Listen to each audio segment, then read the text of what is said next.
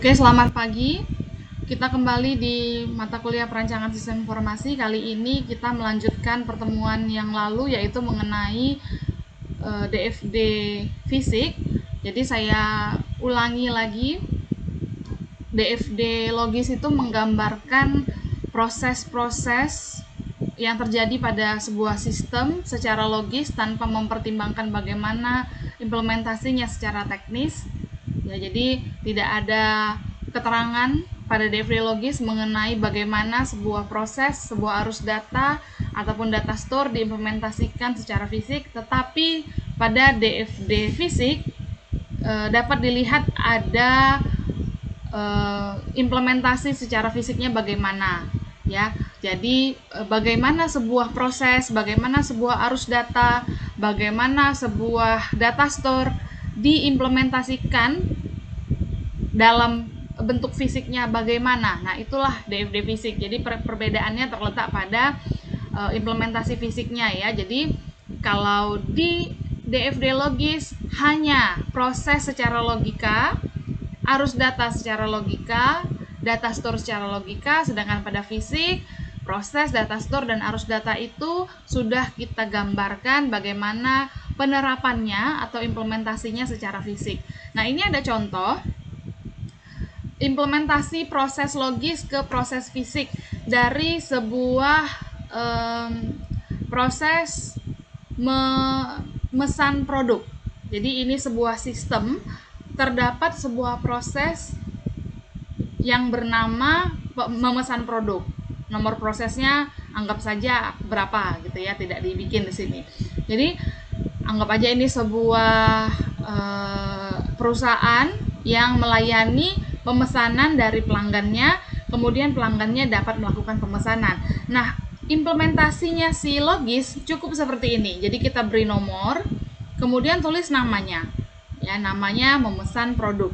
Artinya belum diketahui bagaimana implementasi dari proses memesan produk ini.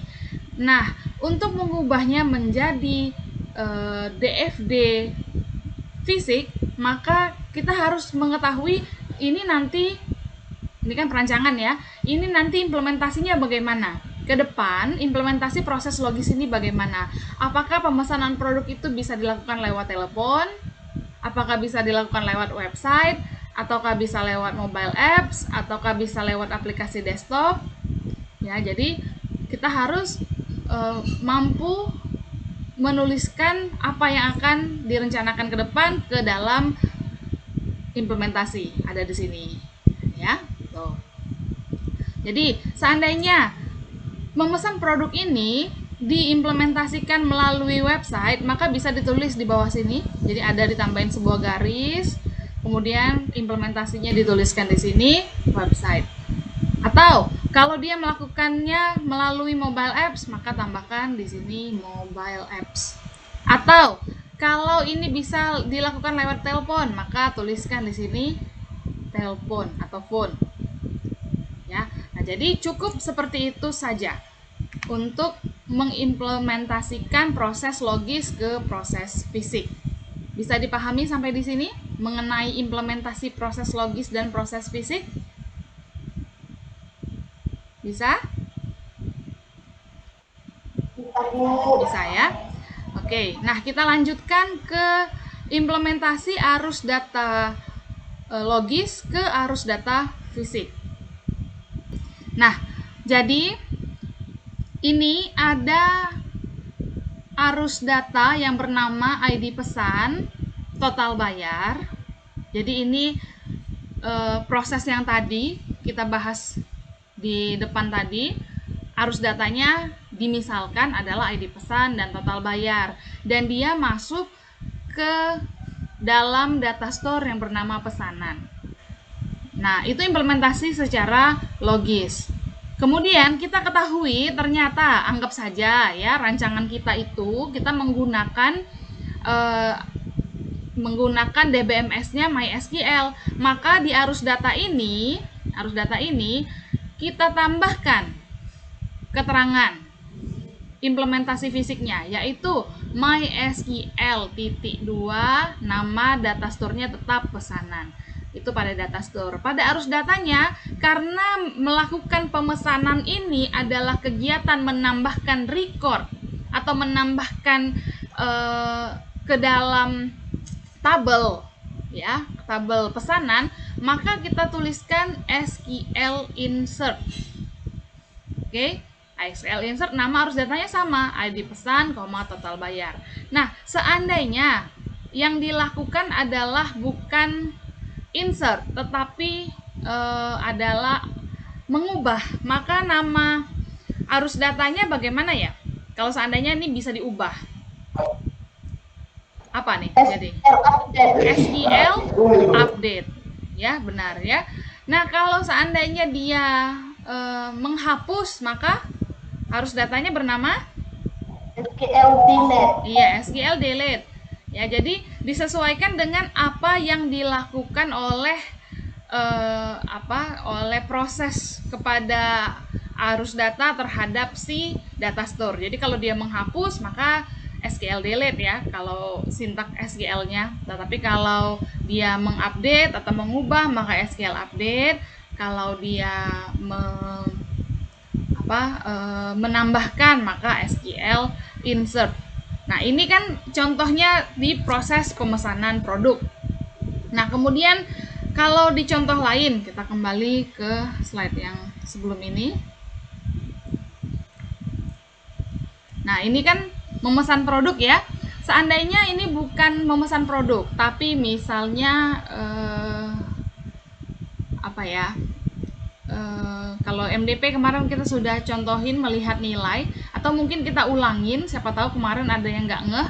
Seandainya ada proses melihat nilai, Ivanka, kalau ada proses melihat nilai, kalau di MDP bagaimana implementasi fisiknya? Melihat nilai yang logis, Bu, atau fisik? yang logis, yang fisiknya dong. Ayo. MySQL D2 melihat nilai. Ini saya nanyai proses.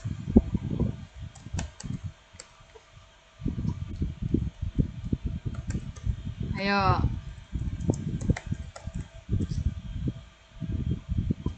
Apa kira-kira? Atau ada yang bisa jawab yang lain?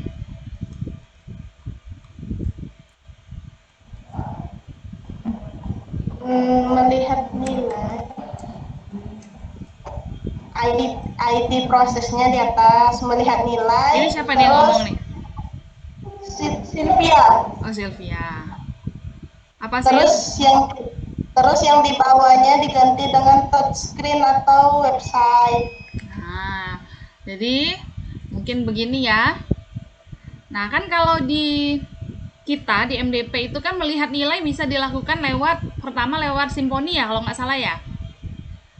Iya, Bu. Nah, yang kedua bisa dilakukan lewat aplikasi yang ada di depan ADM kan? Iya. Nah, itu kan berbasis desktop ya.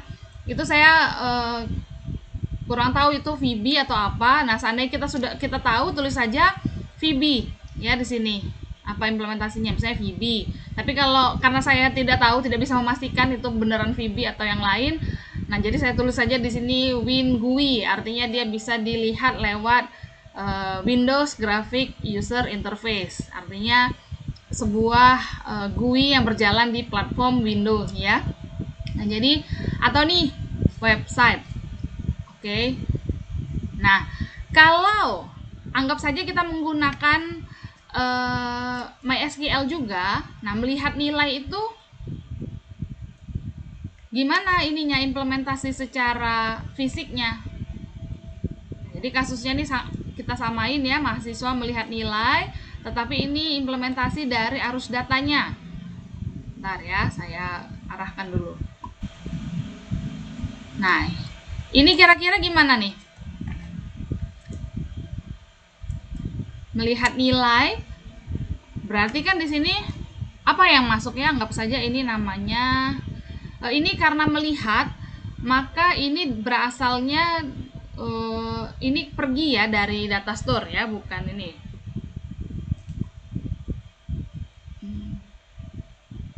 Mana ya mengubah tanda panah ini? Jadi ini kita dapat dari data store, bukan sebaliknya. Oh, kita ungrouping dulu sebentar. Saya hapus dulu ini.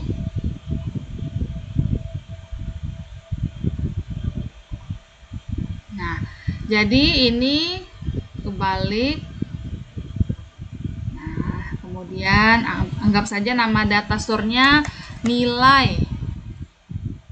Kemudian di sini ada misalnya KDMK, kemudian nilai huruf kan yang muncul kan, atau di situ misalnya namanya KHS atau kartu studi. Ini kursor saya di mana ya? Hilang kursor saya, bentar ya, nggak bisa diklik laptop saya. Nah, hilangnya. Nah, bentar ya. Nah, jadi di sini anggap saja tetap kita menggunakan MySQL, walaupun saya tidak tahu sebenarnya kita pakai apa. Cuman kita anggap saja ini MySQL. Kemudian kita perhatikan di sini kan dari nilai dari data store yang bernama nilai keluarlah arus data ke KDMK dan nilai huruf. Nah, di fisiknya kalau kita anggap dia menggunakan MySQL, maka kita tuliskan MySQL nilai, dan pada data store-nya, pada arus datanya atau data flow-nya, ini apa ya yang terjadi? Ini ngambil nih, berarti apa sintaknya? Select. SQL select. Ya, SQL select. Tuh. Sampai di sini bisa dipahami? Tuh, gitu ya. Bisa ya? Oke. Nah, jadi saya rasa untuk contoh implementasi DFD secara fisik saya rasa cukup, karena menurut saya dari contoh itu kita bisa menerapkan di berbagai contoh-contoh lain, kasus-kasus lain, disesuaikan saja dengan kebutuhan Anda. Jadi kalau Anda skrip KP, kemudian kasusnya adalah apa, kemudian Anda mau membuatkan DFD fisiknya, harusnya Anda sudah bisa menyesuaikannya dengan contoh yang ada ini. Oke, nah kita lanjut kuis. Saya akan menghentikan rekaman ini, kemudian kita tetap Vicon, kemudian silakan dikerjakan kuisnya sampai dengan waktu yang sudah ditetapkan di SPON, kalau tidak salah sampai jam 12 atau jam berapa gitu ya. Oke, selamat pagi, sampai ketemu di kuis. Oke, jadi saya ulangin ya kuisnya. Yang pertama, ada sebuah proses bernomor 3.1.1 bernama GoWrite. Kemudian dianggap ada proses pemesanan, yaitu melakukan pesanan dari si pelanggan kepada aplikasi ya, yang berisi tentang memasukkan tujuan, memasukkan lokasi jemput, mungkin juga membuat catatan, kan biasanya kan ada catatan yang kayak gitu kita melakukan pemesanan. Kemudian akan diberitahu kepada si pelanggan siapa driver yang akan menjemputnya. Ya, identitas driver dikasih tahu, namanya driver siapa, nomor teleponnya, kemudian dikasih tahu juga posisi driver yang terkini supaya kita bisa jaga-jaga. Kemudian dikasih tahu juga nomor polisi dari motor. Oke, itu kepada pelanggan. Kepada si driver juga diberitahu siapa yang mau dijemput, namanya siapa, nomor HP-nya berapa supaya bisa dihubungi, posisinya di mana. Oke, kemudian tujuannya nanti kemana, dia dikasih tahu. Setelah itu diantarlah kan, dijemput, kemudian diantar ke tempat tujuan, maka proses pembayaran sebelumnya sudah dilakukan. Pemilihan tipe pembayarannya udah dilakukan di proses pemesanan, tetapi pemotongan saldo atau pembayaran uang cashnya terjadi di proses pembayaran. Nah, kalau melalui cash, maka dia akan memberikan uang tunai kepada driver, kemudian drivernya menyelesaikan pembayaran itu, ngeklik di aplikasi mungkin. Kalau lewat GoPay, maka tidak perlu ada transaksi cash, maka tinggal dipotong saja saldo GoPay-nya. Dan si driver menyelesaikan pesanan itu atau menyelesaikan transaksi itu. Nah, setelah selesai diantar dan dipotong uangnya atau dibayar uangnya secara cash, maka si pelanggan bisa menentukan rating. Inilah yang kita ngasih bintang, ya. Bintangnya misalnya dikasih bintang 5 gitu nggak sih kalau Gojek, saya lupa. Kemudian dikasih pesan, terima kasih Pak.